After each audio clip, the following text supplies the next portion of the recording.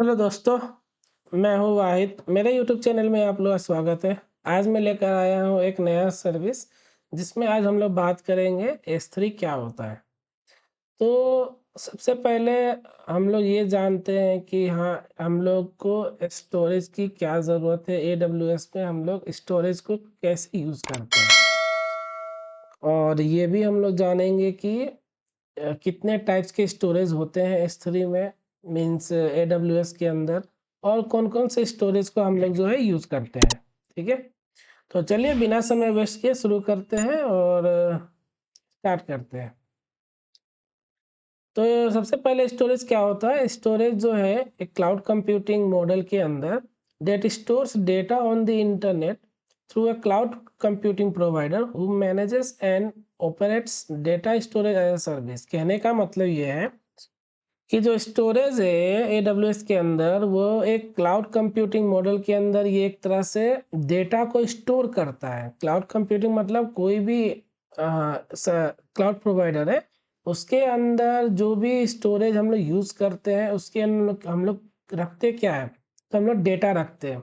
तो उस डेटा को हम लोग रखते क्यों हैं? ताकि हम लोग कोई भी डेटा को ईजिली मैनेज कर पाए, साथ ही साथ उसको ऑपरेट कर पाए अपने सर्विसेज के लिए। अगर AWS में बात करें तो उस चीज़ को हम लोग S3 कहते हैं, सिंपल स्टोरेज सर्विस। और अगर हम लोग उसको एज़्योर में बोले तो ब्लॉब नाम का चीज़ होता है, वो भी स्टोरेज सर्विस है। ठीक है? तो उसी तरह हर एक क्लाउड प्रोवाइडर में एक अलग सर्विस होगा जो केवल स्टोरेज के लिए यूज़ किया जाता है, जहाँ पे हम लोग डेटा को स्टोर करते हैं, मतलब अपना डेटा जो रख पाते हैं। वहाँ उस स्टोरेज में हम लोग ऑपरेटिंग सिस्टम इंस्टॉल नहीं कर सकते, हम लोग बस अपना डेटा रख सकते हैं। डेटा को जितना समय के लिए हम लोग को रखना है हम लोग रख सकते हैं। अगर हम लोग को चाहिए कि पैसा भी कम लगे और हम 10 साल 15 साल के लिए इसका डेटा स्टोर कर सकते हैं तो आप कर सकते हो। सब कुछ आपके अंडर ही होता है। तो जैसे भी आपका रिक्वायरमेंट होता है उसके अकॉर्डिंग आप जो है अपने स्टोरेज क्लासेस को यूज़ कर सकते हो। ठीक है? तो हम लोग AWS के अंदर जो स्टोरेज पढ़ेंगे उसका नाम है सिंपल स्टोरेज सर्विस। ठीक है? हम लोग ने एक और स्टोरेज देखा था, इलास्टिक ब्लॉक स्टोरेज। ठीक है? जो हम लोग ने ऑलरेडी उससे रिलेटेड बहुत सारे प्रैक्टिकल किए हैं। तो वो स्टोरेज में क्या था, हम लोग ऑपरेटिंग सिस्टम जो है वो इंस्टॉल कर पाते थे, लेकिन इस स्टोरेज में S3 वाले स्टोरेज में हम लोग जो है ऑपरेटिंग सिस्टम इंस्टॉल नहीं कर सकते। ठीक है? सिंपल स्टोरेज सर्विस, ये सर्विस का नाम है। इसको शॉर्ट फॉर्म में हम लोग लिखते हैं S3। ठीक है? S3 कैसे आया? तो सिंपल का पहला लेटर S, स्टोरेज का पहला लेटर S, और सर्विस का पहला लेटर S, तो तीनों मिलाकर के क्या हो गया? S3। ठीक है? तो AWS के अंदर कितने टाइप्स के स्टोरेज होते हैं? एक होता है सिंपल स्टोरेज सर्विस जिसको S3 कहते हैं। एक होता है इलास्टिक फाइल सिस्टम जिसको EFS कहते हैं। ये हम लोग नॉर्मली अपने लिनक्स मशीन में भी या फिर जो नेटअप पे काम किए होंगे वहाँ पे भी हम लोग इसको यूज़ करते हैं। उसके बाद इलास्टिक ब्लॉक स्टोरेज EBS, ये भी हम लोग ने देख लिया है। फिर होता है ग्लेशियर, ये भी एक तरह का स्टोरेज ही है। और एक होता है स्नोबॉल। स्नोबॉल मैं बता देता हूँ कि स्नोबॉल ये एक तरह से मान लो कि फिजिकल हार्डवेयर है जो आपका डेटा जो है वो लेकर जाएगा AWS के नियरेस्ट डेटा सेंटर में, और वहाँ पे जा करके आपके डेटा को जो है वहाँ पे अपलोड करेगा। अपलोड करने के बाद आपको वो एक्सेस देगा, आप अपने डेटा को जो है एक्सेस कर सकते हो। ठीक है? अगर आपके पास ह्यूज अमाउंट ऑफ डेटा है, आप इंटरनेट के थ्रू ट्रांसफर करने में स्लो हो रहा है प्रोसेस, तो आप इसको जो है स्नोबॉल के थ्रू आप डेटा को ट्रांसफर कर सकते हो और इजीली इसको मूव ऑन कर सकते हो। ठीक है? तो चलते हैं आगे। तो दो टाइप्स के स्टोरेज होते हैं। ठीक है? एक होता है ब्लॉक स्टोरेज और एक होता है ऑब्जेक्ट स्टोरेज। तो ब्लॉक स्टोरेज किसे कहते हैं और ऑब्जेक्ट स्टोरेज किसे कहते हैं, ये इंटरव्यू के पर्सपेक्टिव में भी आप लोग को बहुत हेल्प मिलेगा। ठीक है? इंटरव्यू में पूछा भी जाता है। तो ब्लॉक स्टोरेज जो है ये बेसिकली यूज़ किया जाता है उस जगह पे जहाँ पे आपको ट्रांजैक्शनल, मतलब जहाँ पे ज़्यादा रीड राइट की आपकी ज़रूरत हो, ठीक है, या डेटाबेस का जहाँ पे आपकी ज़रूरत है, या रैंडमली आप ज़्यादा रीड राइट कर रहे हो, कहीं पे लोड दे रहे हो, उस जगह पे बेसिकली ब्लॉक स्टोरेज जो है ज़्यादा काम आता है। कहने का मतलब जैसे कि आप कोई यूज़र की एंट्री कर रहे हो या यूज़र बना रहे हो, तो एक्सेल पे मान लो आपका डेटा है जो एक्सेल पे आप फिल करते हो, और वो जो डेटा स्टोर होता है किसी माई एसक्यूएल में हो रहा है। तो आप फ्रीक्वेंटली उस डेटा को एक्सेस करते हो, फिर रीड करते हो, राइट करते हो, रीड करते हो, राइट करते हो, मतलब आप उस पे लिख रहे हो, फिर आप टाइम नेम लिख रहे हो, फिर हटा रहे हो, देख रहे हो। इस तरह फ्रीक्वेंटली कोई काम कर रहे हो ना, उस जगह पे आपको ब्लॉक स्टोरेज जो ज़्यादा यूज़ करना है। ऑब्जेक्ट स्टोरेज हम लोग उस स्टोरेज को बोलते हैं जहाँ पे हम लोग अपना फाइल जो है एक होल एक सिंगल फाइल को डायरेक्टली अपलोड कर देते हैं, बिना उसको डिवाइड किए हुए। मतलब एक अगर इमेज को अपलोड करेंगे तो ऐसा नहीं होगा कि उसका इमेज जो है बैकएंड में क्या होगा, उसका लेयर वाइज लेयर जो है बीट्स का जो फाइल है वो अपलोड होगा। नहीं, इमेज जो है डायरेक्टली एक सिंगल फाइल है, वो डायरेक्ट अपलोड होगा स्टोरेज में। अब ब्लॉक स्टोरेज में क्या है कि हम लोग सिंगल सिंगल डेटा भी डाल सकते हैं, लेकिन ऑब्जेक्ट में क्या है, हमको होल फाइल मतलब सिंगल फाइल डायरेक्टली डालना पड़ेगा, ना कि एक सिंगल सिंगल हम फाइल डाल सकते हैं। ठीक है, ब्लॉक स्टोरेज जो है वो डिवाइड करता है हमारे डेटा को evenly size block for instances.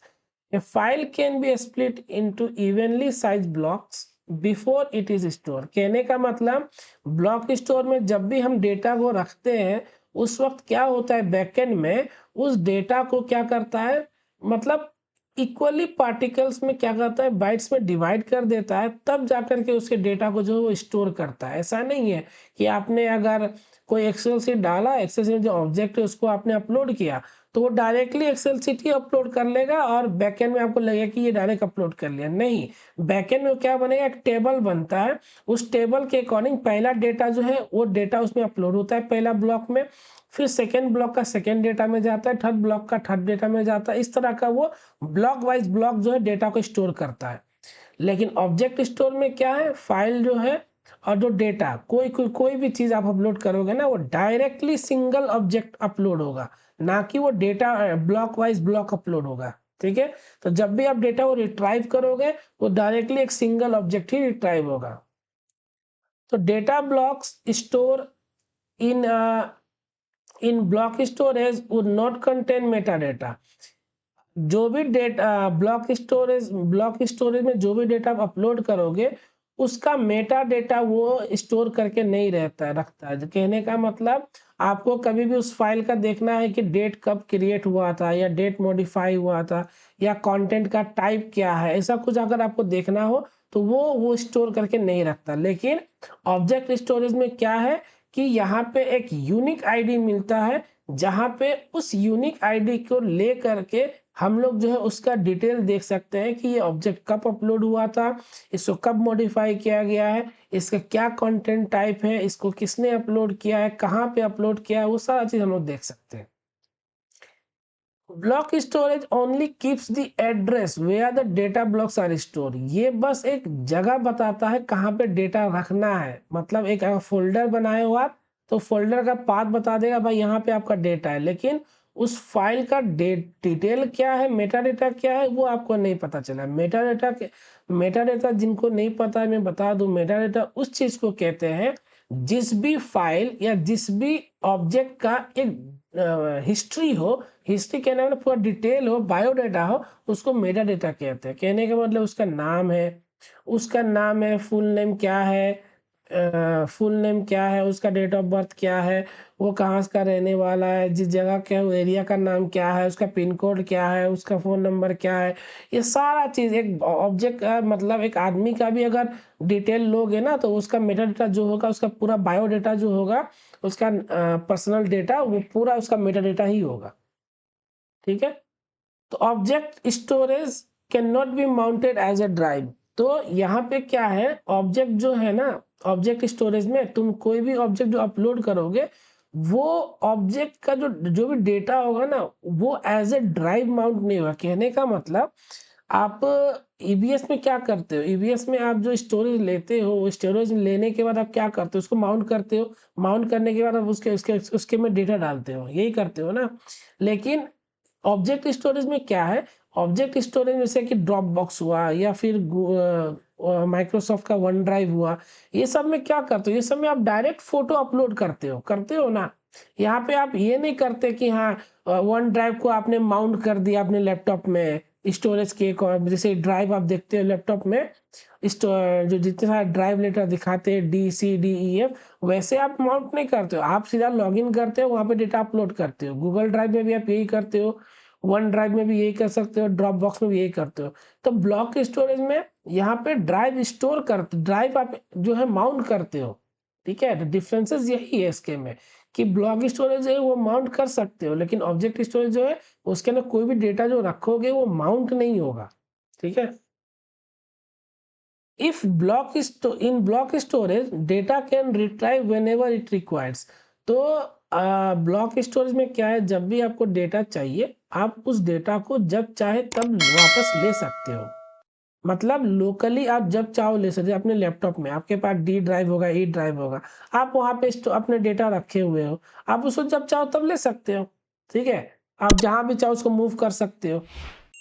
Object storage में भी क्या है, आप डेटा जो है वो आप रिट्राइव कर सकते हो, जब भी चाहो उस वक्त आप कर सकते हो। लेकिन यहाँ पे एक चीज आपको क्या होगा, यहाँ पे इंटरनेट की जरूरत पड़ेगी आपको, ठीक है। आप डायरेक्टली नहीं ले सकते, बिना इंटरनेट का आप डेटा यहाँ से नहीं निकाल सकते ऑब्जेक्ट स्टोरेज में। लेकिन ब्लॉक स्टोरेज में क्या है, आप डेटा निकाल सकते हो। अगर ब्लॉक स्टोरेज की बात करें तो एग्जांपल में जैसे कि ईबीएस हुआ। ऑब्जेक्ट स्टोरेज की बात करें तो जैसे कि ड्रॉप बॉक्स या S3 या फेसबुक या फिर गूगल ड्राइव, वन ड्राइव, ये सारे ऑब्जेक्ट स्टोरेज है, ठीक है। यहाँ पे डायरेक्ट ऑब्जेक्ट ऑब्जेक्ट यहाँ कहने का मतलब है डायरेक्ट इमेज या फाइल या डेटा वो डायरेक्ट अपलोड कर रहे हो। जैसे कि आप वन नोट पे आपने कुछ लिखा या फिर माइक्रोसॉफ्ट वर्ड में आपने लिखा, एक्सेल में लिखा, तो जैसे उसको अपलोड करेंगे डायरेक्टली फाइल ही अपलोड हो जाएगा, ना ही उसका वो बैकएंड में ब्लॉक बाय ब्लॉक कुछ डेटा को स्टोर करेगा। लेकिन ब्लॉक स्टोरेज में क्या है, वो डिवाइड करेगा, ब्लॉक में उस फाइल को ब्लॉक में डिवाइड कर देगा और तब जाकर के वो डेटा को स्टोर करेगा, ठीक है। तो चलिए आगे बढ़ते हैं। अब पहला देखते हैं सिंपल स्टोरेज सर्विस S3 क्या होता है। तो S3 जो है ये AWS का एक स्टोरेज सर्विसेज है, ठीक है, जो हम लोग को क्या देता है, हम लोग को मदद करता है कुछ भी वेब सर्विसेज से रिलेटेड कोई डेटा या कोई भी हमारा फाइल जो है अगर स्टोर करना है तो हम इसमें स्टोर और साथ ही साथ रिट्राइव कर सकते हैं अपना डेटा किसी भी समय पे, बजाय बजाय हमारे क्या होना चाहिए, इंटरनेट होना चाहिए। इंटरनेट के थ्रू ही हम जो है डेटा को स्टोर या डेटा को रिट्राइव कर सकते हैं। ये ऐसा एक स्टोरेज सर्विस AWS हम लोग को देता है, ठीक है। इसके कुछ फीचर्स होते हैं जैसे कि S3 जो है ये ऑब्जेक्ट बेस्ड स्टोरेज होता है। हम लोग इस पे ऑपरेटिंग सिस्टम जो है वो इंस्टॉल नहीं कर सकते, ये मैंने बता दिया है। S3 जो है ये एक डिस्ट्रीब्यूटेड डेटा स्टोर आर्किटेक्चर है, ठीक है। डेटा जो होता है वो स्टोर कहाँ पे होता है, बकेट में होता है। बकेट कहने का मतलब जैसे कि आप लोकल में क्या करते हो, लोकल में आप एक ड्राइव बनाते हो लैपटॉप में, लैपटॉप में ड्राइव बनाने के बाद आप उसमें फोल्डर बनाते हो, फोल्डर बना करके आप उसमें जो है फाइल डालते हो। तो यहाँ पे क्या बोलते हो, उसको ड्राइव बोलते हो, ठीक है। लेकिन वही चीज सेम अगर हम लोग अपने भाषा में समझे तो S3 में जो है उसी उसी ड्राइव को हम लोग यहाँ पे बकेट बोल रहे हैं। वहां पे पहले बकेट बनाते हैं, बकेट बनाने के बाद उसमें हम लोग फाइल डायरेक्टली अपलोड कर सकते हैं, या फिर आपको मान्य फोल्डर बनाने के लिए तो आप फोल्डर भी बना सकते हो, ठीक है।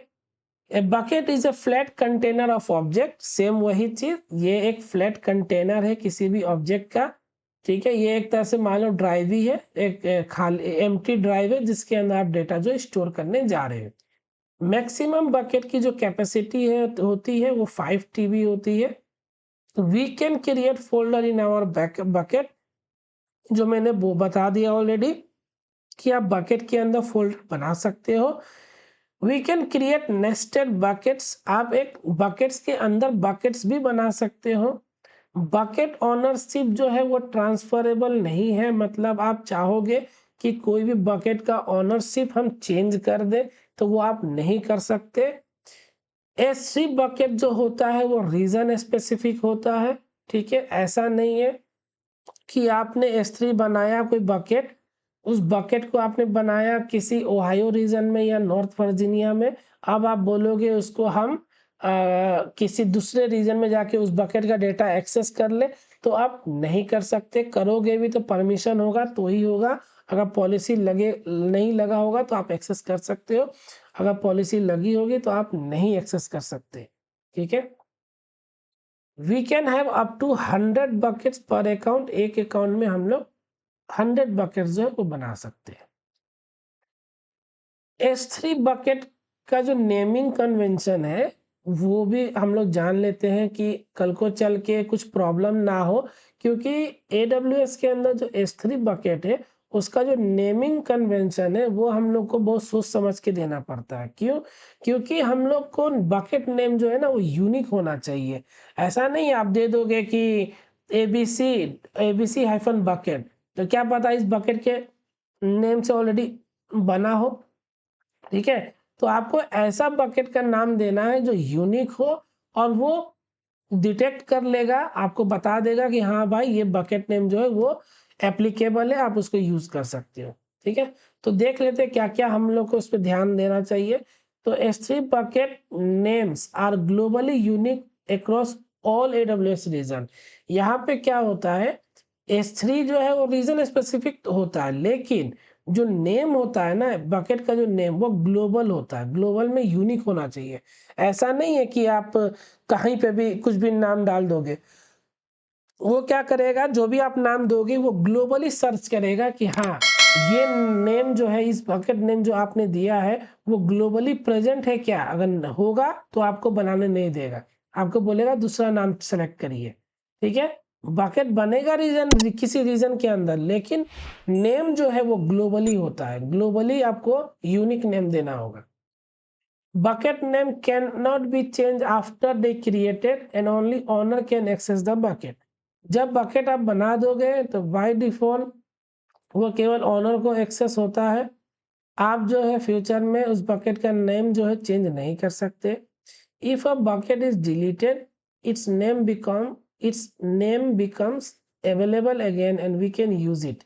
जब बकेट का नेम आप बकेट डिलीट कर दोगे तो जो भी आपने नेम दिया था उस बकेट का, आप चाहो तो उस नेम को दोबारा यूज कर सकते हो। तो कहने का मतलब ये है कि आप चाहो तो जो आपने बकेट का नाम दिया है, अगर वो बकेट डिलीट कर दिया तो सेम बकेट के नेम से आप जो है वापस से बकेट क्रिएट कर सकते हो। Bucket name must be at least 3 and maximum 63 character long. जो भी बकेट का आप नाम दोगे उसका मिनिमम 3 डिजिट का होना चाहिए और मैक्सिमम 63 डिजिट तक में होना चाहिए, उसके बीच में होना चाहिए। आप कोई भी नाम लो इस दोनों के बीच में ही लेना, कोशिश करना 10 to 12 के या 16 के आसपास लेने के लिए। Bucket name can contain lowercase number and hyphen। Bucket name जो आप बकेट का जो भी नाम आप दोगे, नेम दोगे, वो नेम जो है हमेशा स्मॉल लेटर में लिखना है, कैपिटल में नहीं लिखना है। उसके साथ स्मॉल लेटर के साथ आप नंबर इंक्लूड कर सकते हो, साथ ही साथ हाइफन दे सकते हो, ना कि अंडरस्कोर कॉमा, ये सब आप नहीं दे सकते, केवल हाइफन दे सकते हो और नंबर दे सकते हो। Bucket name can not use upper case letter, मैंने बता दिया है। बकेट नेम का नेम जो आप दोगे वो कैपिटल लेटर में नहीं लेगा वो, ना ही वो कोई आईपी एड्रेस, आप चाहो तो कोई आईपी एड्रेस देना तो वो भी नहीं लेता है, ठीक है। तो आपको हमेशा बकेट नेम कैसे लिखना होगा, स्मॉल लेटर में लिखना है, चाहे वो स्टार्टिंग हो, चाहे वो एंड हो, चाहे वो मिडिल हो, सारा लेटर स्मॉल में ही होना चाहिए। और इंक्लूड आप नंबर चाहो तो कर सकते हो, और आप केवल हाइफन यूज कर सकते हो, उसके अलावा कोई भी कैरेक्टर आप यूज नहीं कर सकते। By default bucket and its objects are private. अगर आप बकेट जब बनाने जाओगे वहां पे कुछ भी चेंज नहीं करोगे तो बकेट का जो ऑब्जेक्ट रहेगा वो प्राइवेट रहता है। आपको पब्लिक करना पड़ेगा जब आपको पब्लिक एक्सेस करना है। तो चलिए आगे बढ़ते हैं।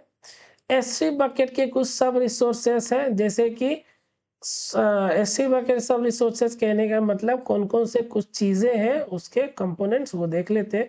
एक तो लाइफ साइकिल होता है S3 बकेट में, एक वेबसाइट नाम की चीज़ होते हैं स्टैटिक वेबसाइट, एक वर्जनिंग नाम का कंपोनेंट्स होता है, एक ACL होता है।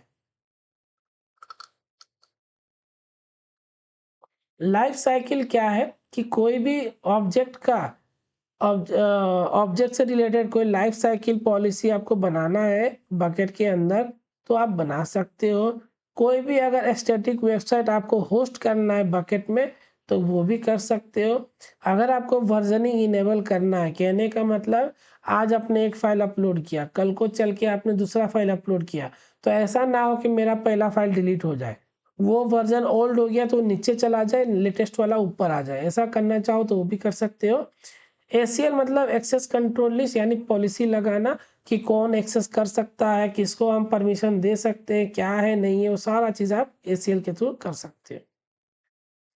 बकेट जो है उसका जो एक्सेस पार्ट होता है, कहने का URL जो होता है वो इस तरह से होता है। बकेट रीजन पहले रहेगा, bucket region end point slash bucket name, इस तरह का आपको नेम देखने मिलेगा। हम लोग आगे देखेंगे इस चीज़ को। S3 बकेट वर्जनिंग ये क्या होता है, तो यहाँ पे लिखा हुआ है, आप लोग लिख लेना, मैं इसको सिंपल एक्सप्लेन कर देता हूँ। S3 बकेट जो है ये वर्जनिंग जो है ये S3 AWS के अंदर बहुत ही अच्छा फीचर्स दिया हुआ है S3 में कि आप जब चाहो, कल आज आपने एक वेबसाइट अपलोड किया, उसका इंडेक्स फाइल आपने डाला, अपलोड किया, अपलोड करने के बाद वो वर्जन 1 है, आप कल को चल के वर्जन 2 अपलोड करोगे तो आप चाहते हो कि वर्जन 1 डिलीट ना हो, वर्जन 1 भी रहे, वर्जन 2 भी रहे, तो उस चीज़ को अचीव करने के लिए हम लोग वर्जनिंग का मदद लेते हैं। S3 के अंदर वर्जनिंग नाम का एक कंपोनेंट्स है जिसको हमको इनेबल करना पड़ता है। उसके बाद जो है हम लोग जब भी चाहेंगे उस समय हम अपने बकेट का वर्जन जो फाइल का वर्जन जो अपलोड कर सकते हैं। हमारा पुराना फाइल भी रहेगा, साथ ही साथ नया फाइल भी रहेगा, जब चाहे हम रिवर्ट बैक कर सकते हैं और उसको एक्सेस कर सकते हैं। यहाँ पे बस ध्यान देने वाली ये बात है कि आप जब आप वर्जनिंग इनेबल कर दोगे तो आपका जो कॉस्ट है वो इंक्रीज हो जाएगा। आपको जो है AWS चार्ज करना शुरू कर देगा वर्जनिंग के ऊपर।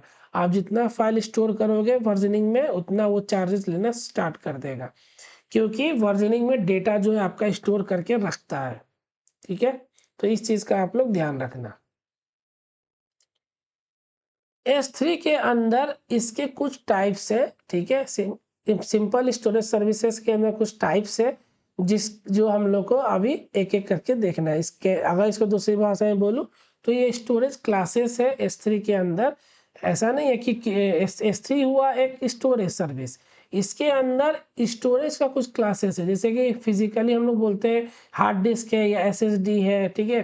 फिर लैपटॉप में जाओगे तो NVMe SSD आ गया है, NVMe 2 SSD आ गया हुआ है, तो बहुत सारे क्लासेस हैं स्टोरेज के। सेम वैसे ही इस S3 के अंदर भी बहुत सारे स्टोरेज के क्लासेस है जिसका प्राइसिंग उस हमारे रिक्वायरमेंट के अकॉर्डिंग जो है हम उसको यूज़ कर सकते हैं और हमारा चार्जेस जो है उसी के बिहाफ पे जो है चार्ज किया जाता है। तो पहला जो है वो है S3 स्टैंडर्ड, ये डिफ़ॉल्ट स्टोरेज क्लास होता है। जब भी हम लोग S3 बकेट बनाते हैं तो और ऑब्जेक्ट स्टोर करेंगे तो ये हमारा डिफ़ॉल्ट स्टोरेज क्लास रहता है। फिर होता है S3 ग्लेशियर डीप आर्काइव, ये थोड़ा चीपेस्ट होता है स्टैंडर्ड से। ग्लेशियर ये सबसे चीपेस्ट होता है, ठीक है। S3 स्टैंडर्ड इनफ्रीक्वेंट एक्सेस, ये भी एक क्लास है स्टोरेज का, ये तब यूज़ करते हैं जब हम लोग को फ्रीक्वेंटली कोई डेटा को एक्सेस करना है उस वक्त। S3 वन जोन आए मतलब इनफ्रीक्वेंट एक्सेस, ये तब यूज़ कर सकते हैं जब हम लोग को फ्रीक्वेंटली नहीं करना है, जब चाहे तब, जब चाहते हैं हम उस वक्त हमारा डेटा जो है हम एक्सेस करें और पैसा भी उसी हिसाब से ले। एक होता है S3 इंटेलिजेंट टियरिंग, ये स्मार्ट होता है एक तरह से कि जब भी आप डेटा स्टोर करोगे, अगर आप 60 दिन तक उस डेटा को स्टोर नहीं एक्सेस किए हो, तो ये क्या करेगा, इसके लोएस्ट कॉस्ट वाले स्टोरेज क्लासेस में जो है डेटा को मूव कर देगा। इस तरह क्या है, आपके डेटा जो है वो बच जाएगा, आपका प्राइस जो है वो कम लगेगा। लेकिन जैसे ही आप एक वापस से कभी भी 60 दिन के बाद उस डेटा को एक्सेस करोगे, तो वापस से वो डेटा क्या करेगा, इंटेलिजेंट टियरिंग के अंदर ला देगा। अगर मान लेते हैं इंटेलिजेंट टियरिंग इसका 3rd स्टोरेज क्लास है और उसका 4th लोएस्ट जो है वो ग्लेशियर है, तो वो क्या करेगा, 60 दिन बाद वो सीधा ग्लेशियर के अंदर स्टोर कर देगा। लेकिन वापस जब डेटा स्टोर करोगे आप, तो ग्लेशियर से जब आप डेटा वापस से स्टोर रिट्राइव करोगे, तो उसके अगले दिन से वो डेटा क्या करेगा, वापस से इंटेलिजेंट टियरिंग के अंदर डेटा को ला देगा। ठीक है, तो इस तरह से वो आपके प्राइस को थोड़ा सा बचाता है और आपके नीड्स के अकॉर्डिंग वो जो है आपके अमाउंट को जो वेरी रखता है।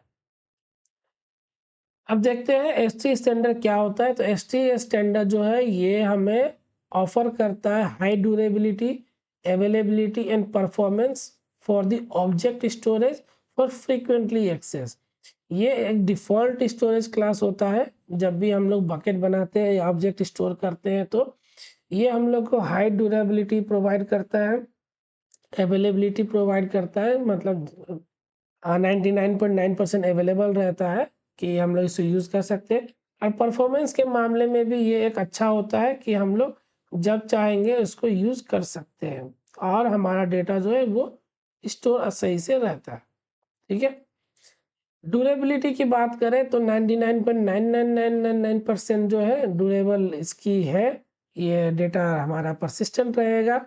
अवेलेबिलिटी की बात करें तो हमें साल में 99.99% तो एक्सेस मिलेगा ही मिलेगा। हो सकता है 0.01% हमें लैग देखने को मिले, लेकिन ऐसा पॉसिबिलिटी नहीं रखता है। AWS कोशिश करता है कि डेटा हमें हमेशा मिलना चाहिए। इलेक्ट्रॉनिक्स की दुनिया है, तो जाहिर सी बात है कि इंटरनेट पे काम कर रहे हो आप, तो थोड़ा सा तो लैग मिलेगा ही मिलेगा, है ना, लैगिंग आएगा। ये क्या करता है S3 स्टैंडर्ड, ये सपोर्ट करता है SSL जो है ये सपोर्ट करता है, साथ ही साथ इंक्रिप्शन भी सपोर्ट करता है कि कभी डेटा लॉस्ट हो तो इंक्रिप्शन हम लोग इनेबल कर सकते हैं, और ताकि फ्यूचर में कोई डेटा हमारा लॉस्ट हो रहा है तो वो डेटा इंक्रिप्ट रहेगा। Storage cost for the object fairly high. Standard का जो स्टैंडर्ड क्लास जो ऑब्जेक्ट है, सॉरी, स्टैंडर्ड क्लास जो स्टोरेज क्लास है, ये थोड़ा सा हाई है प्राइस में, बट लेस चार्ज करता है। जब आप ऑब्जेक्ट को एक्सेस करोगे उस वक्त आपको डेटा जो है, डेटा का जो चार्जेस है वो कम जो है वो आपको चार्ज करेगा। कहने का मतलब AWS जो है वो आपसे स्टोरेज में पैसा कैसे लेता है, तो पैसा लेता है कि आप कितना रीड कर रहे हो, कितना अपलोड कर रहे हो, कितना डाउनलोड कर रहे हो, उस बेसिस पे जो है वो आपका वो आपको चार्जेस जो है करता है। ठीक है, तो आप जो है ये फेयरली आप जो अपलोड करोगे तो उस समय वो हो सकता है पैसा ज़्यादा ले, लेकिन आज आप उसको एक्सेस करोगे उस वक्त आपसे वो पैसा कम लेगा। ये SC स्टैंडर्ड का जो है बेनिफिट्स है। Largest object date can be upload in a single is 5 GB। सबसे मैक्सिमम जो फाइल है वो 5 GB का फाइल है, वो ही एक बार में स्टोर होगा। आप अगर उससे ज़्यादा स्टोर करना चाहते हो तो फिर आपको उसको स्नोबॉल का मदद लेना पड़ेगा, क्योंकि 5 GB से ज़्यादा फाइल आप अपलोड नहीं कर सकते स्टैंडर्ड क्लास और स्टोरेज में। आगे देखते हैं फीचर ऑफ S3 आइए, मतलब इनफ्रीक्वेंट एक्सेस का हम लोग देखें अगर, तो S3 infrequent access is for data that is access frequently. जो भी डेटा हम लोग को फ्रीक्वेंटली एक्सेस करना है और रैपिड एक्सेस चाहिए जब भी हमको नीड है, जैसे कहने का मतलब IoT हो या फिर मशीन लर्निंग हो, ऐसे जगह पे अगर आप डेटा को ज़रा जल्दी यूज़ करना चाह रहे हो कि हम क्लिक करें बट डेटा मुझे एक्सेस हो जाए, ऐसा अगर चाहते हो उस वक्त आपको इनफ्रीक्वेंट एक्सेस लेना होगा। ये मत थोड़ा सा चीपर है स्टैंडर्ड से, लेकिन ऑलमोस्ट हाफ द प्राइस, आधा लगभग आपको प्राइस पड़ता है, बट ये ज़्यादा चार्ज लेता है जब आप इसको फ्रीक्वेंटली एक्सेस करोगे।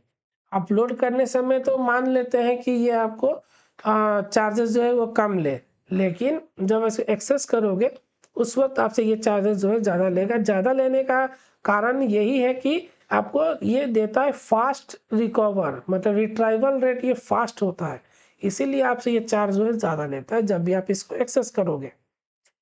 ड्यूरेबिलिटी की बात करें तो सेम वही चीज़ 99.99%। अवेलेबिलिटी की बात करें तो 0.1% की चांसेस है कि आपका डेटा जो है वो एक्सेस ना हो, लेकिन 99.9% AWS जो है वो आपको देता है कि आपका डेटा जो है अवेलेबल रहेगा। इसमें भी क्या है, SSL और डेटा इंक्रिप्शन आप कर सकते हो। Data that is deleted from S3 within 30 days will be charged for a full 30 days। इसमें एक चीज़ क्या प्रॉब्लम है कि जो भी डेटा आप 30 दिन के अंदर को डिलीट करते हो तो ये आपसे ऐसा नहीं है कि आपसे 10 दिन का ही पैसा लेगा, नहीं। S3 का मिनिमम ड्यूरेशन जो है वो 30 डेज का है। आप एक दिन के लिए भी डेटा रखोगे तो वो आपसे 30 दिन का पैसा चार्ज करेगा। आप 10 दिन के लिए रखोगे तो भी वो 30 दिन का पैसा चार्ज करेगा। डिलीट भी कर दोगे तो भी वो 30 दिन का पैसा आपसे, मतलब मिनिमम आपसे 30 दिन का पैसा वो लेगा ही लेगा, ठीक है। उसके बाद आता है S3 इंटेलिजेंट टियरिंग। ये क्या होता है, ये एक तरह से डिज़ाइन किया है ऐसा, जो मैंने बताया था आपको कि कभी भी डेटा आप 60 दिन तक या 90 दिन तक आप इस्तेमाल नहीं कर रहे हो तो वो क्या करेगा, इस इंटेलिजेंट टियरिंग स्टोरेज क्लास से डेटा को मूव कर देगा इसके लोवेस्ट स्टोरेज क्लास पे, जहां आपके कॉस्ट जो है वो थोड़ा सा बच जाए और एक जो वो आपको एक्सेस भी हो जाए, ठीक है। अब ऐसा तो नहीं है कि सभी लोग को, अब मैंने जैसे कि मैंने मान लेते मैंने IIT में एडमिशन ले लिया, मैं या फिर मैंने किसी प्राइवेट इंजीनियरिंग कॉलेज में एडमिशन ले लिया, मेरे पास पैसा उस वक्त था तो मैंने कर लिया, लेकिन समय के हिसाब से मैं जो है पैसा नहीं दे पाया तो मैं क्या करूँगा, मेरा जो डेटा है मैं चाहता हूँ कि वो मैं लोवेस्ट किसी कॉलेज में एडमिशन ले लूँ। सेम वही चीज़ है, डेटा जब आप यहाँ पे रख दोगे आप देखोगे कि ये देखेगा कि आप जो डेटा एक्सेस नहीं कर रहे हो तो ये क्या करेगा, आपका डेटा जो है वो मूव कर देगा। सेम अगर इसको बोलूँ तो अगर आप CS ब्रांच लिए हैं, अगर आप नहीं पढ़ सकते हो तो मैनेजमेंट क्या करेगा, आपको ऑफर करेगा कि आप लोएस्ट किसी ब्रांच में चले जाओ जो आपको ईजी हो, ठीक है। तो सेम वही चीज़ है। अवेलेबल की बात करें तो 99.9%। Object less than 128 KB can not move to infrequent access. अगर आप लोएस्ट 128 KB से नीचे कोई डेटा अगर है तो उस डेटा को वो इनफ्रीक्वेंट एक्सेस में मूव नहीं करेगा। No retrieval fee using S3 intelligent tiering and no additional tiering fee when object are move, ठीक है। S3 वन जोन आए की बात करें तो सेम वही चीज़, जहाँ पे आपका एक्सेस लेस फ्रीक्वेंटली है, बट जब आपको रैपिड एक्सेस चाहिए उस समय आपको ऑब्जेक्ट जो है मिल जाना चाहिए। और ऐसा अगर कुछ रिक्वायरमेंट है आपको तो उस वक्त आप वन जोन आई में डेटा को रख सकते हो, इस क्लास को आप ले सकते हो। Data store in single agent, ये सिंगल अवेलेबिलिटी जोन में रखेगा, मतलब एक पर्टिकुलर अवेलेबिलिटी जोन में आपका डेटा को जो है परसिस्ट करके रखेगा, मल्टीपल जोन में नहीं रखेगा। ड्यूरेबिलिटी है 99.99%, अवेलेबिलिटी 99.5%, थोड़ी सी इसमें लेकिंग आएगी, ठीक है। We can use S3 life cycle policy भी आप लगा सकते हो, डेटा को मतलब एक स्टोरेज क्लास से दूसरे स्टोरेज क्लास से मूव करना चाहो तो वो आप पॉलिसी के थ्रू लगा सकते हो। Data will be lost if AZ get destruction, data lost हो जाएगा अगर आपका कोई भी अवेलेबिलिटी जोन अगर डिस्ट्रॉय हो गया या फिर कोई डिजास्टर हो गया तो आपका डेटा भी जो है वो चला जाएगा। ऐसा नहीं है कि आप चाहोगे कि अभी मेरा वन जो अवेलेबिलिटी जोन 1A में है तो आपका आपने ये अगर रीजन सेलेक्ट किया है स्टोरेज क्लास वन जोन आए तो आपका जो है वो किसी पर्टिकुलर अवेलेबिलिटी जोन में आपका डेटा को स्टोर करके रखेगा। ये नहीं है कि मल्टीपल अवेलेबिलिटी जोन में रखेगा। अगर आपको ऐसा चाहते हो मल्टीपल में रहे तो आपको इसको नहीं लेना है, दूसरे को लेना होगा, ठीक है। S3 ग्लेशियर ये है कि सबसे सस्ता स्टोरेज क्लास है AWS के अंदर, जिसको आप डेटा स्टोर करने के पर्पस पे यूज़ कर सकते हो। मतलब जैसे कि आपके पास बहुत बहुत पुराने पुराने गाना है, वीडियो है, फाइल है, आप चाहते हो कि इसको मैं लॉन्ग टाइम के लिए 10 साल के लिए रखूं और पैसा भी कम लगे, तो आप उस वक्त S3 ग्लेशियर को यूज़ कर सकते हो। It is less cheaper storage, सबसे सस्ता होता है S3 के अंदर स्टोरेज क्लास जो सबसे सस्ता होता है। ड्यूरेबिलिटी है 99.99%। अवेलेबिलिटी की बात करें तो 99.8%, थोड़ा सा इसमें भी लेक आएगा। सपोर्ट SSL, ये भी सपोर्ट करता है, मतलब SSL और इंक्रिप्शन तो है, सारे स्टोरेज क्लास में रहते ही है। We can retrieve 10 GB of our S3 Glacier data per month for free with free tier account, ठीक है। Data is resilient in the event of one entire AZ destruction, ठीक है। S3 ग्लेशियर डीप आर्काइव, ये जो है इस glacier से जो है थोड़ा सा कॉस्टली है, बट ये भी एक चीपेस्ट स्टोरेज क्लास है जिसको आप यूज़ कर सकते हो। डेटा को लॉन्ग पीरियड के लिए स्टोर करना है, आर्काइव करके रखना है अगर, तो आप इसको भी यूज़ कर सकते हो, ठीक है। लेकिन जो रिट्राइवल टाइम होगा ना, ये आपको कम से कम 12 घंटा लेगा। ऐसा नहीं है कि आप तुरंत इसको रिट्राइव कर लोगे डेटा को, ठीक है। अब यहाँ पे कुछ कमांड्स है, ये S3 में हम लोग यूज़ करने वाले हैं कि अगर आपको S3 में कोई बकेट बनाना हो CLI के थ्रू, तो आप कैसे यूज़ करोगे, ठीक है। तो पहला आपको स्टेप क्या है, आपको AWS CLI के वेबसाइट पे जाना है और वहाँ से पैकेज को डाउनलोड करना है। फिर आपको इंस्टॉल कर लेना है। उसके बाद आपको AWS कॉन्फ़िगर कमांड चला करके आपका एक्सेस की और सीक्रेट की आपको कॉन्फ़िगर करना है। फिर आपको अगर डेटा बकेट बनाना है S3 में CLI के थ्रू, AWS CLI के थ्रू, तो आपको लिखना होगा AWS S3 MB, मतलब होता है मेक बकेट। फिर आपको S3 होगा, यहाँ पे AC लिख दिया, :// बकेट का नाम, ठीक है। तो ये कमांड चलाओगे तो आपका बकेट जो है बन जाएगा। फिर आपको बकेट रिमूव करना है तो AWS S3 RB remove bucket, इसका फुल फॉर्म होता है। फिर जो है बकेट का पाथ आपको देना है, URI जिसको कहते हैं। अगर आपको कोई डेटा सिंक्रोनाइज करना है लोकल से S3 में, उस वक्त आपको AWS S3 फिर सिंक यूज़ करना है।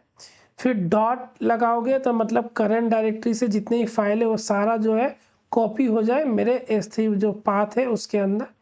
अगर आपको कोई वापस से आपने डिलीट कर दिया, आपने बकेट के अंदर गया कोई फाइल डिलीट कर दिया, आपको दोबारा सिंक करना है, या लोकली आपने फाइल डिलीट कर दिया और आपको जो है S3 बकेट से लोकल में ये करना है, डेटा बैकअप करना है, तो बस ये डॉट जो है पहले लगाए थे उसको लास्ट में लगा देना, अब बकेट नेम पहले कर देना, तो आपका जो है डेटा बकेट से लोकल में कॉपी वापस हो जाएगा और आप डेटा जो है रिकवर कर सकते हो, ठीक है। तो इस तरह से जो है हम लोग जो है S3 बकेट और इस पे यूज़ करते हैं, ठीक है। अब हम लोग नेक्स्ट लेक्चर से देखेंगे कि सारा लैब देखेंगे और लैब परफॉर्म करेंगे, कैसे बकेट बनाते हैं, कैसे बकेट पे फाइल अपलोड करते हैं, वर्जनिंग कैसे करते हैं, डेटा डिलीट कैसे करते हैं, बकेट को डिलीट कैसे करते हैं, ये सारा चीज़ जो है हम लोग देखेंगे, ठीक है। चलिए, तो अगर आपको कोई डाउट है, कुछ समझ में ना आया हो तो आप कमेंट करके मुझसे पूछ सकते हैं। और अगर आप मेरे चैनल पे नए हैं और मेरा वीडियो आप पहली बार देख रहे हैं, तो आपसे रिक्वेस्ट है कि आप मेरा चैनल को सब्सक्राइब कर लीजिए और नोटिफिकेशन को इनेबल कर लिए, ताकि फ्यूचर में कभी भी मैं जो है वीडियो अपलोड करूं तो जो है आपको वो जो दिख जाए, ठीक है। और एक चीज़, मेरा जो यूट्यूब चैनल है वो नेम जो है मैंने चेंज कर दिया, थोड़ा सा नेम जो है वो बड़ा था, तो कुछ लोग जो है वो बोले थे कि आप जो है वो नेम को छोटा कर लो, तो मैंने उसको छोटा कर लिया और मैंने इस बार जो है नेम जो दिया यूट्यूब चैनल का वो है डेवऑप्स विद वाहिद। तो आप इस पे विजिट कर सकते हो और मेरे चैनल को आप देख सकते हो और AWS के जो ट्यूटोरियल है आप उसको फॉलो कर सकते हो, ठीक है। तो चलिए अगले वीडियो में हम लोग देखेंगे बकेट कैसे बनाते हैं, उससे फाइल कैसे अपलोड करते हैं। तो चलिए मिलते हैं आपसे अपनी अगली वीडियो में। शुक्रिया, धन्यवाद।